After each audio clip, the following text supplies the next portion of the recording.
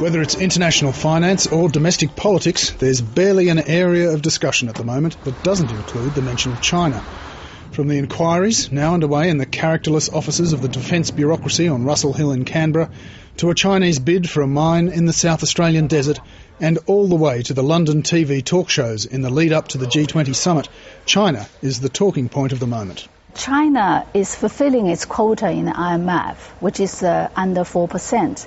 But if people want China to contribute more, we hope there is going to be a reform to increase our quota. We'll be happy to do more. So your voting power, in effect. That's right, yeah. that's right. To this end, the Chinese have an important ally in the Australian Prime Minister. Mr Rudd is pushing hard for China's influence to be reassessed as the world sets out to recast the global financial system. 只怕老外说中国话。 Kevin Rudd's language skills are impressive, but is our Mandarin-speaking Prime Minister just a little too close? That does seem to be the narrative that the opposition has begun to weave. When you listen to Mr Rudd, and I'd encourage you to look at the transcript of the interview he did on Jim Lehrer program in the United States, he seems to be more like a travelling advocate for China as opposed to Australia. The China connection became even more prominent last week with the news that the Defence Department had been investigating links between the Minister Joel Fitzgibbon and a well-connected Chinese-Australian businesswoman.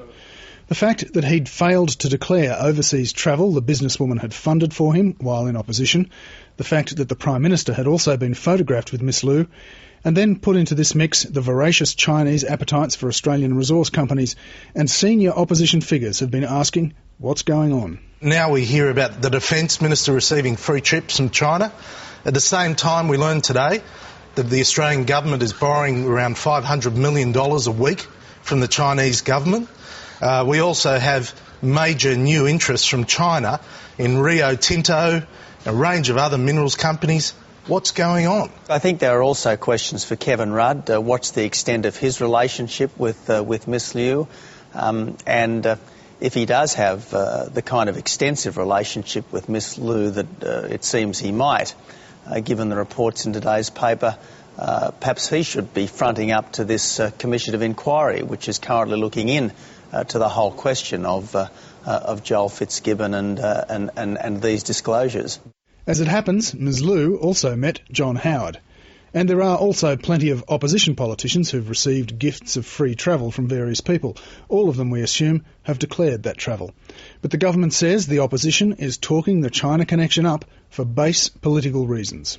Look, I think Malcolm Turnbull's just trying to stir up some old yellow peril sentiments to somehow suggest there's something wrong with Kevin Rudd promoting a greater role for China in global economic governance. I think is both absurd and it's a deliberate attempt by Malcolm Turnbull to play to latent antagonism towards China and Asia in the Australian populace. That is a contemptible suggestion. Issues relating to our dealings, our relationship, our friendly relationship, I might add, with China are of important national interest. We have big questions to debate all the time about foreign investment. There are big issues around at the moment. And our dealings with China, as indeed with other major powers, are matters of intense public interest. And the Finance Minister's attempt to silence that debate by his remarks are contemptible. And of all the sensitive areas, big foreign investment is perhaps the most sensitive. The Chinalco bid for Rio Tinto, for instance, is under intense scrutiny.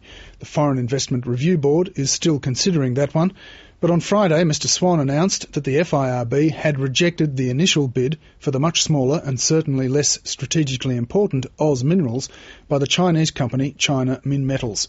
The government says it was rejected on grounds of national security. The big drawcard for the Chinese bidder is the Prominent Hill copper and gold mine located within the militarily sensitive Woomera Restricted Zone in South Australia. It was a decision that's left many minerals analysts privately scratching their heads, but one the government stands by. It was the strict application of our national interest guidelines, of which national security is an important part. And in the case of this particular company and this particular mine, I believed I could not approve the application because of its impact upon our national security. It's very clear. The Prominent Hill mine is some 150 kilometres from the Woomera rocket testing range. Some in the mining industry clearly believe the government has overreacted. But those who know the area well say the whole zone is strategically important and becoming more so.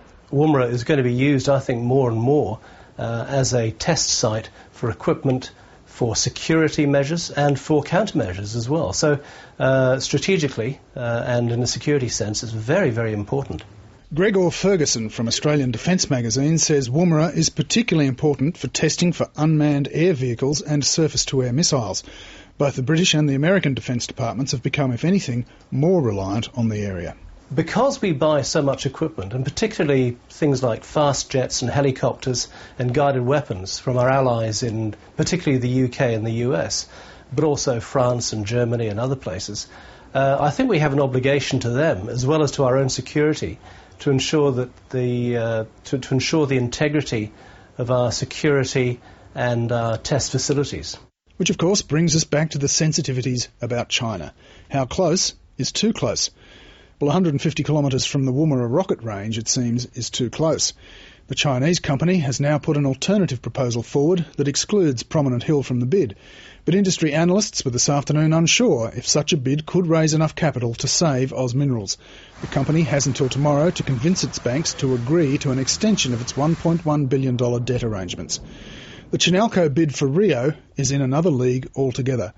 Should the government allow a company connected to the Chinese government buy into Australian resources at distressed prices and perhaps give them a powerful say in setting future iron ore prices?